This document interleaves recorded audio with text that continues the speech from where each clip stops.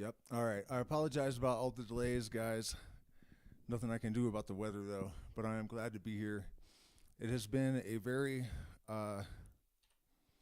fruitful couple of weeks in terms of insights and revelations. I've been studying a lot about narcissism. My mother had NPD, and just so much I've been able to come to terms with and integrate, and it didn't just alter my understanding of myself or enhance it. It also tells us a lot about what's going on in the macro world by looking at this. So tomorrow night, assuming there are no major storms, we're finally going to get to the narcissist video. And in the meantime, back into Eliphas Levi. This is going to be a great one. This book has been tremendous revelation. Another book that I recommend is Eighth Circuit Ascension by Dr. Rachel Turetsky and Dr. Douglas Wingate. They're going to be guests on the podcast as soon as I finish the book. Definitely highly recommended. It is the operator's manual for being a human being that we have always needed and finally have. It's basically a sort of compilation or a synthesis of Stanislav Grof, Dr. Leary, Robert Anton Wilson, and a few others. Wingate is a doctor of Chinese medicine, and Turetsky is a occult practitioner that is also a PhD psychologist. So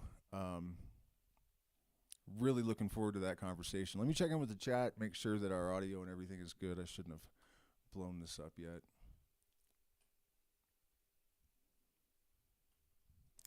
Until I check in and see, do we have audio? Do we have any peoples? How's it going, guys?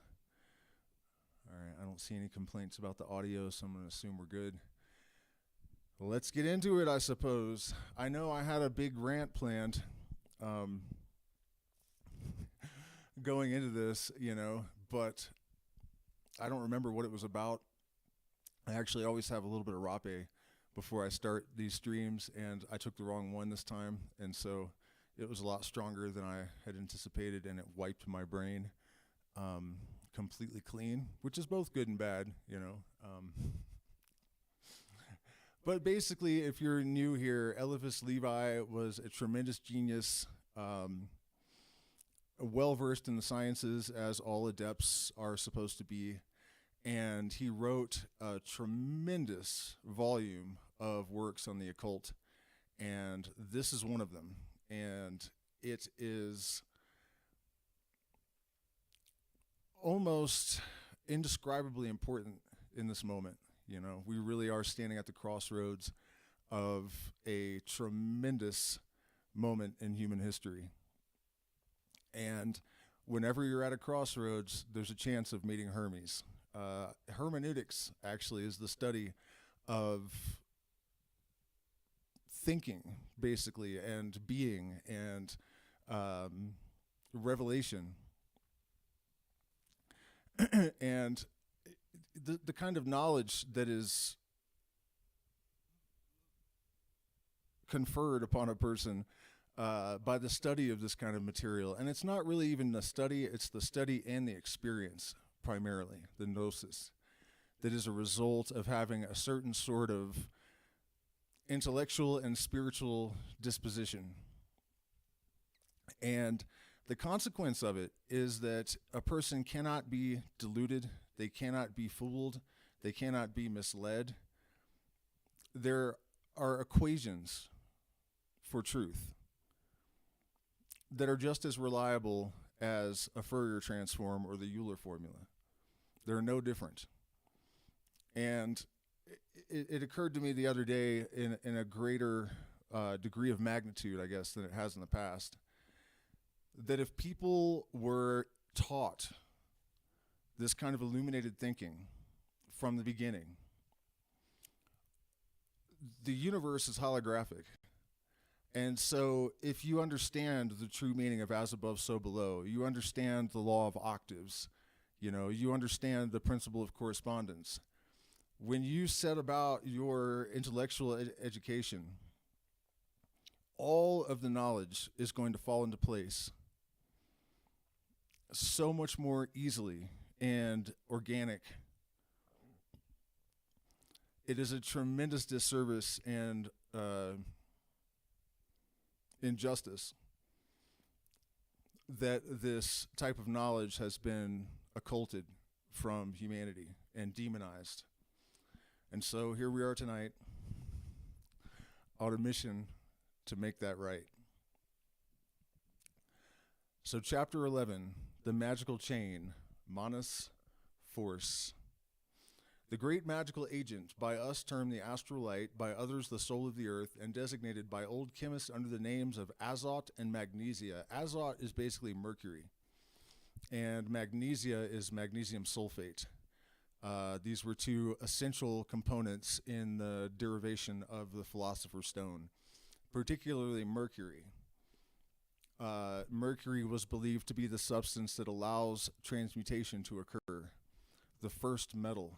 And indeed, it is one proton away from gold. And in 1935, I believe it was, 38, we first discovered that you can indeed knock a proton off of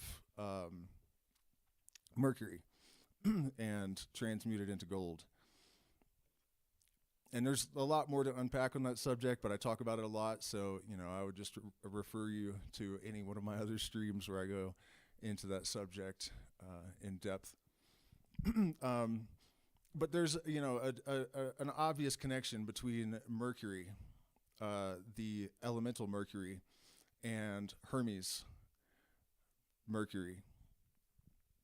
The transmutation of the lead of everyday experience into the gold of higher consciousness is the fundamental great work of every sentient being. It is also the one fundamental process that is occurring in the universe, according to the Kabbalah and also according to Penrose. That we have light that becomes frozen in matter, and then it is redintegrated back into light. That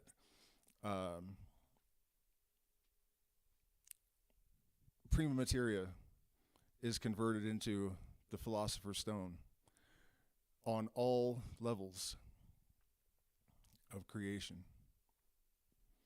This occult, unique, and indubitable force is the key of all empire, the secret of all power. It is the winged dragon of Medea, the serpent of the Edenic mysteries. It is the universal glass of vision, the bond of sympathies, the source of love, prophecy, and glory. What is it? It's electromagnetic energy.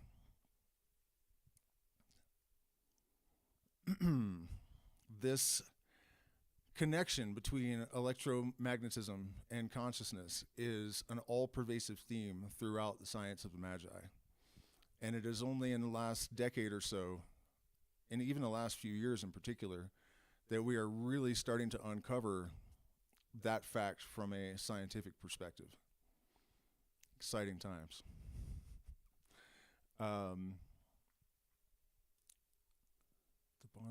To know how to avail oneself of this agent is to be the trustee of God's own power. All real, effective magic, all occult force is there, and its demonstration is the sole end of all genuine books of science.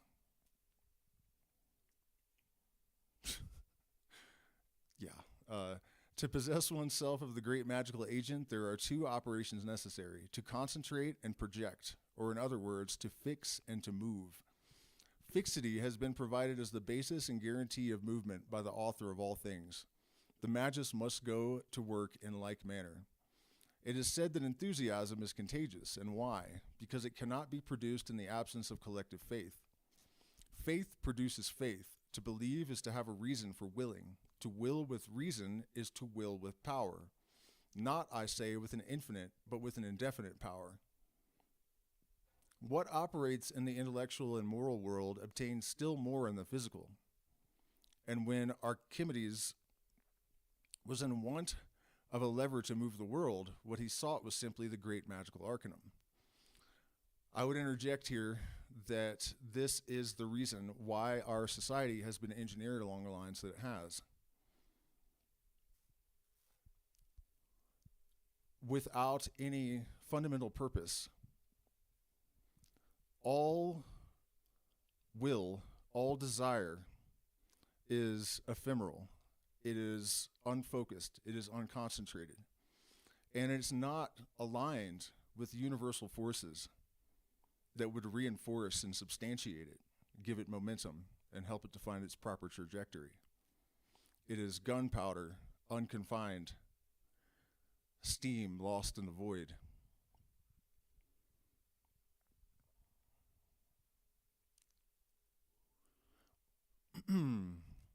One arm of the androgynous figure of Henry Coonrod bore the word coagula, and the other solve.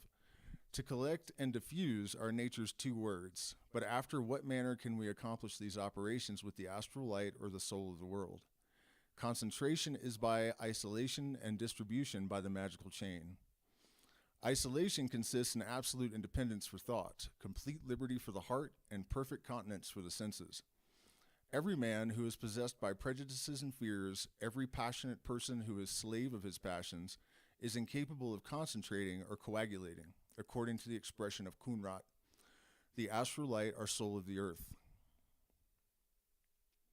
All true adepts have been independent, even amidst torture, sober, and chaste till death. The explanation of such anomaly is this. In order to dispose of a force, you must not be surprised by this force in a way that it may dispose of you. But then cry out those who seek only in magic for a method of inordinately satisfying the lusts of nature. What good is a power which must not be used for your own satisfaction? Unhappy creatures who ask, if I told you, how could you grasp it? Are pearls nothing because they are worthless to the hoard of Epicurus? Did not Curtius prefer the government of those who had gold than its possession by himself? Must we not be something removed from the common man when we must pretend to be God? Moreover, I grieve to deject or discourage you, but I am not devising the transcendental sciences. I teach them, defining their immutable necessities and the presentation of their primary and most inexorable conditions. Pythagoras was a free, sober, and chaste man. Apollonius of Tyana and Julius Caesar were both of repellent austerity. The sex of Paracelsus was suspected, so foreign was he too the weakness of love. Raymond Lilly carried the severity of life to the most exalted point of asceticism. Jerome Cardan exaggerated the practice of fasting till he nearly perished of starvation. If we may accept tradition, Agrippa, poor and buffeted from town to town, almost died of misery rather than yield to the caprice of a princess who insulted the liberty of science. What then made the felicity of these men?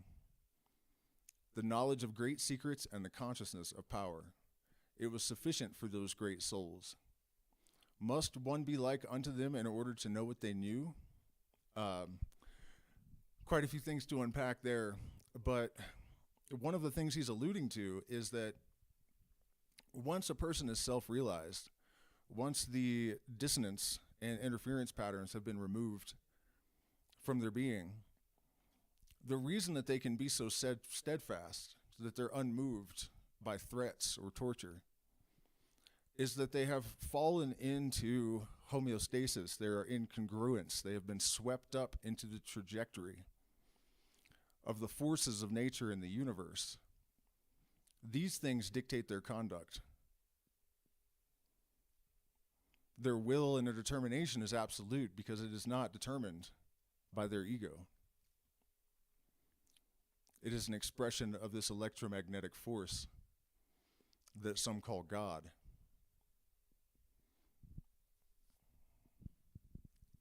Assuredly not, and the existence of this book is perhaps a case in point, but in order to do what they did, it is absolutely necessary to take the means which they took. But what did they actually accomplish? They astonished and subdued the world. They reigned more truly than kings. Magic is an instrument of divine goodness or demoniac pride, but it is the annihilation of earthly joys and the pleasures of mortal life. Why study it, ask the luxurious? Merely to know it, and possibly after to learn mistrust of stupid unbelief or puerile credulity. Men of pleasure, and half of these I count for so many women, is not gratified curiosity highly pleasurable? Read therefore without fear, you will not be magicians against your will. Readiness for absolute renunciation is, moreover, necessary only in order to establish universal currents and transform the face of the world. There are relative magical operations, limited to a certain circle, which do not need such heroic virtues. We can act upon passions by passions, determine sympathies or antipathies, hurt even and heal, without possessing the omnipotence of the magus. In this case, however, we must realize the risk of a reaction in proportion to the action, to which we may easily fall a victim. All this will be explained in our ritual. In other words, some people are musicians to the extent that they cannot do anything else. They go to school for it. They practice constantly. They learn to compose. You know, their level of dedication leaves absolutely no room for anything else in their life. But many people just play the guitar. Almost every dude on earth, it seems like, plays the guitar to some extent. You know, this is the same level of commitment. The thing is, the gains are commensurate with effort, of course. You know, in fact, I'll give you an example since we're talking about music that I really just, I mean, this is something that I've known, but it hit me on another level the other night because I found an AI that can transcribe music. So I started feeding it a bunch of live Grateful Dead performances. And I was playing Jerry Garcia's improvisations. And I realized that it's almost like scanning a QR code. That the circuitry of this person that is, you know, more intelligent than I am, I'm sort of inculcating the circuitry of his being by mapping how he thought. And the music is full of recognition of opportunities that no one else sees, like certain patterns that all guitarists play. He'd play one note differently. And it's, you know, it serves a bunch of different purposes. It's a better choice, but no one apparently thinks of it, except for this apparent genius. You know, the obvious is hidden. But then after the inculcation of this, you are going to see those opportunities in real life just as he did. And so, you know, to develop a level of mastery where you're capable of scanning that QR code is going to catalyze your evolutionary process. So, but at what cost? You know, I've had to spend 10 hours a day locked in a room, driving myself mad, probably damaged my health even, you know, at the level of commitment. And the thing is, you never know when you pick up a guitar how you're going to end up. It's almost like trying a hard drug. You don't know that you're not going to get swallowed up by it. And sometimes when you get swallowed up by these things, you'll get destroyed by them. So, all things to be aware of. To make the magic chain is to establish a magnetic current which becomes stronger in proportion to the extent of the chain. We shall see in the ritual how these currents can be produced and what are the various modes of forming the chain. Mesner's trowel was an exceedingly imperfect magic chain. Several great circles of Illuminati in different northern countries possess more potent chains. Even that association of Catholic priests celebrated for their occult power and their unpopularity is established upon the plan and follows the conditions of the most potent magical chains, and herein is the secret of their force, which they attribute solely to the grace or will of God, a vulgar and cheap solution for every mystery of power and influence or attraction. In the ritual, it would be our task to estimate the sequences of truly magical ceremonies and evocations which make up the great work of vocation under the name of the exercises of St. Ignatius.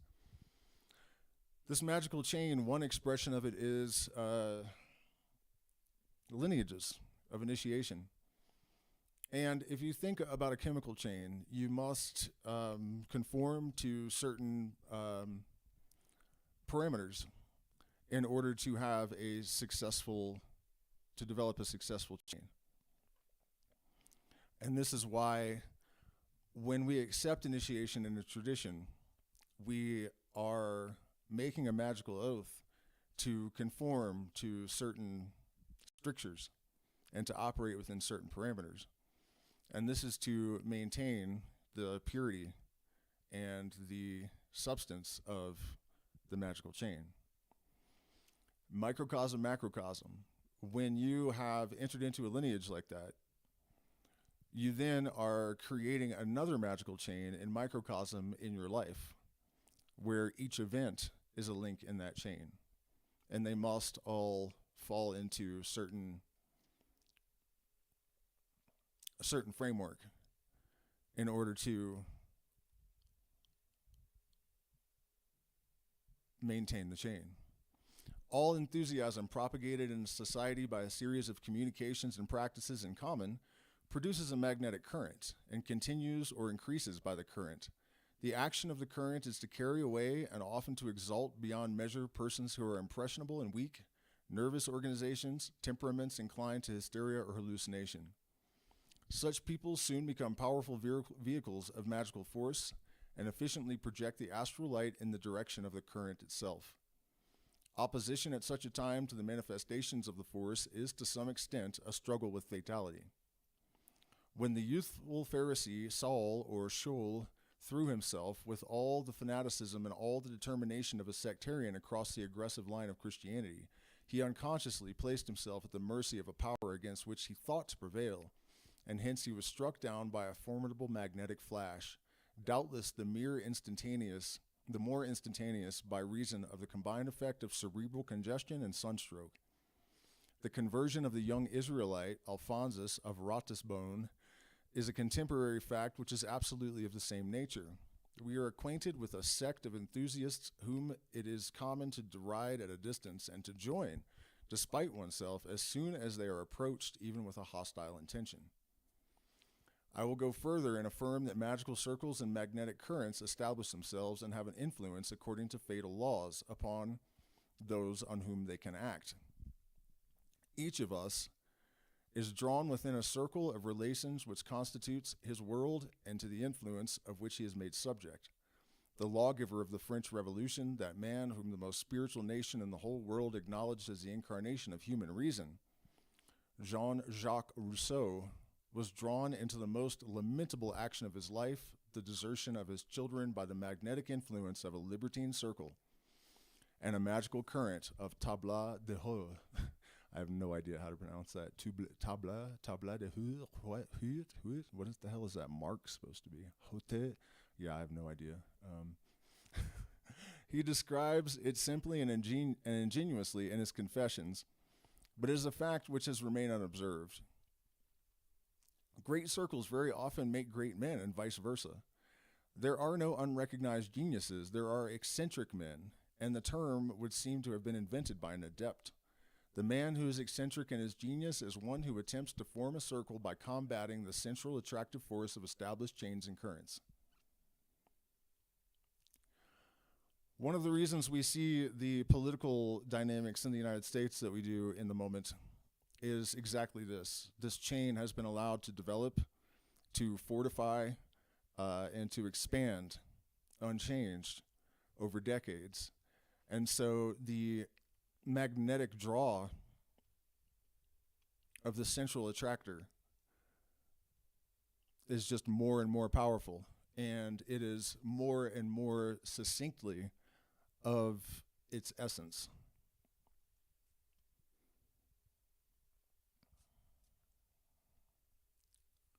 If that makes sense.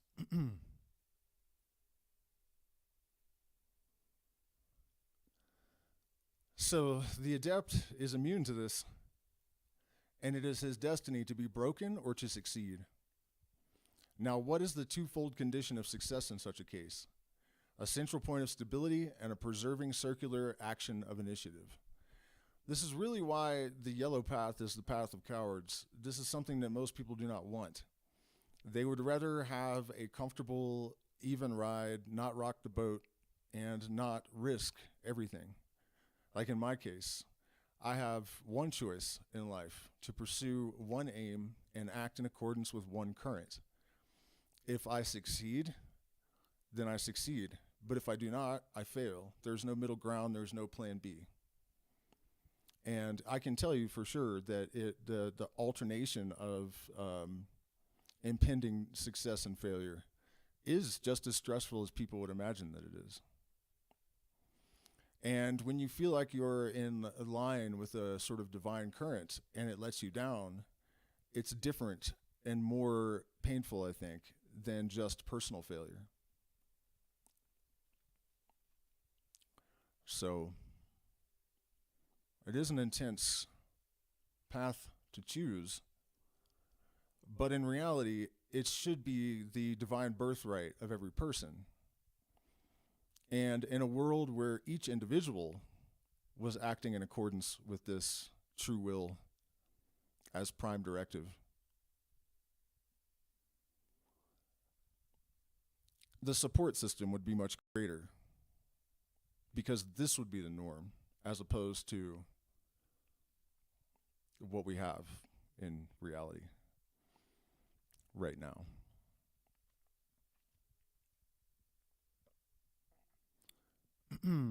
Now, what is the twofold condition of success in such a case? A central point of stability and preserving circular action of initiative. The man of genius is one who has discovered a real law and is thereby possessed of an invincible, active, and grinding power.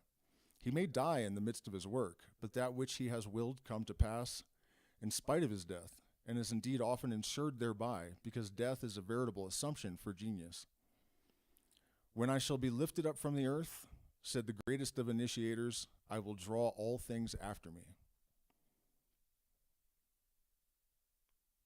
Let me check in with the chat again and make sure that I haven't lost my internet, or because that's always a... Are we getting it choppy? I'm seeing my bit rate is lower than the recommended rate. I don't know if that's actually causing any issues. Do I think music theory was invented by magicians? 100% it was. It was invented by Pythagoras. The system that we use today is like the first note, if you just take a whole length of string and pluck it, that's the one, right? And this is God. This is where all the other things want to return at the end of the cycle. Then the two is half that plucked, right? And it is the introduction of duality, the first minor chord. The wink your third eye thrice, if you know what I mean. The law of threes. The chord is three notes, the triad, the trinity, the first three elements, stabilized by the fourth, and so on and so forth. So yeah, it absolutely was. And I've been meaning to do videos about this, because the occult correspondences are crazy with music theory. And it's not because Pythagoras inculcated these things into the system as a magician. It's because the system is derived from nature. And that makes these things reflections of nature. And it's like a microcosm of the macrocosm. And there's way more to it, like octaves, right? The law of octaves does not just exist in music. It also exists in chemistry and a lot of other systems. One more thing on this subject, actually. I just posted a video in the community where somebody was demonstrating John Coltrane, the great jazz saxophonist, version of the circle of fifths. And the circle of fifths that we generally use, it's based on the major scale. Well, he changed it to the chromatic scale, which gives it 12 tones, like the zodiac. And when you connect the octaves, you get a pentagram with 12, the zodiac around it. And the moods and whatnot that are generated reflect the zodiacal signs. And furthermore, if you do this based on the tritone, which is like a diminished, anyways, the opposite basically of a tritone is an augmented chord. And when you connect the augmented chords, you get a descending and ascending hexagram in front of this pentagram. So magicians are still contributing to the development of music theory. In fact, there's a new system, Barry Harris's, is it major six diminished, I guess? We can't go down this rabbit hole right now. I know a lot of you guys might not even be musicians. You're not going to know what the hell I'm talking about. But I'll make a video and explain it all because it's totally worth it. So thank you for asking that question. I've been meaning to do that forever, and it's more than time. By the way, you guys, hit the like button, please. Share, subscribe. Consider becoming a patron. We are demonetized, so if you appreciate this content, also you can get FaceTime with me. You can get guitar lessons. You can get discounts on retreats and whatnot. If you have been a patron for a long time, you can join our patron-only Discord. You have access to 7 years now of premium material that is very similar to the stuff that we're working on here. So I do appreciate that. You can make one-time contributions in the, there's options in the chat and in the descriptions of videos, and we do appreciate your support. So the law of magnetic currents is that of the movement of the astral light itself, which is always double and augments in an opposite sense. A great action invariably paves the way for a reaction of equal magnitude, and the secret of phenomenal successes consists entirely in the foreknowledge of reactions. Thus did Chateaubriand, penetrated with disgust at the Saturnalia of the Revolution, foresee and prepare the immense success of his genius of Christianity. To oppose oneself to a current at the beginning of its revolution is to court being destroyed by that current. Like the great and unfortunate Emperor Julian, to oppose oneself to a current which has run its ground is to take the lead of a contrary current. The great man is he who comes seasonably and knows how to innovate opportunely. In the days of the apostles, Voltaire would have found no echo for his utterances and might have been merely an ingenious parasite at the banquets of Tramalcion. Now, at the epoch wherein we live, everything is ripe for a fresh outburst of evangelical zeal. Don't you know? And Christian devotion, precisely by reason of the prevailing general disillusion, egoistic positivism, and public cynicism of the coarsest interests. The success of certain books and the mystical tendencies of minds are unequivocal symptoms of this widespread disposition. We restore and we build churches only to realize more keenly that we are void of belief, only to long the more for it. Once more does the whole world await its Messiah, and he cannot tarry in his coming.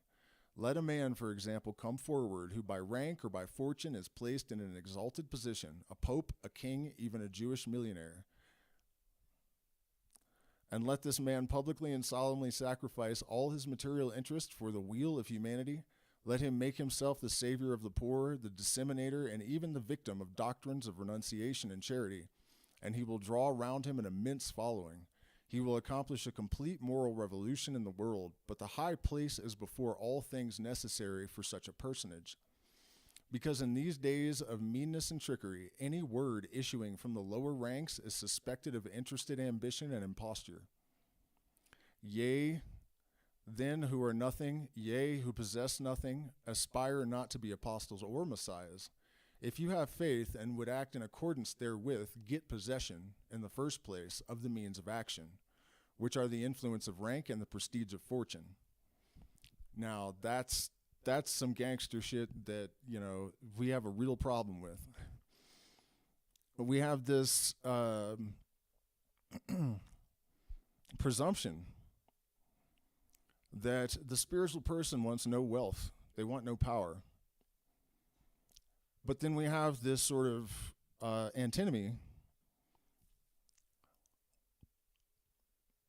that manifests as people that want power not wanting anything to do with spirituality. This is not good. And so I've always been of the position that if a person is first in alignment they actually will, if they have real empathy and something other than just selfishness driving them to just sit and detach. Save yourself kind of attitude. They will pursue wealth and power because in this world, some of the laws, the rules are dictated to us and not by us. And as long as we don't have anyone willing to lead and able to position themselves to do so,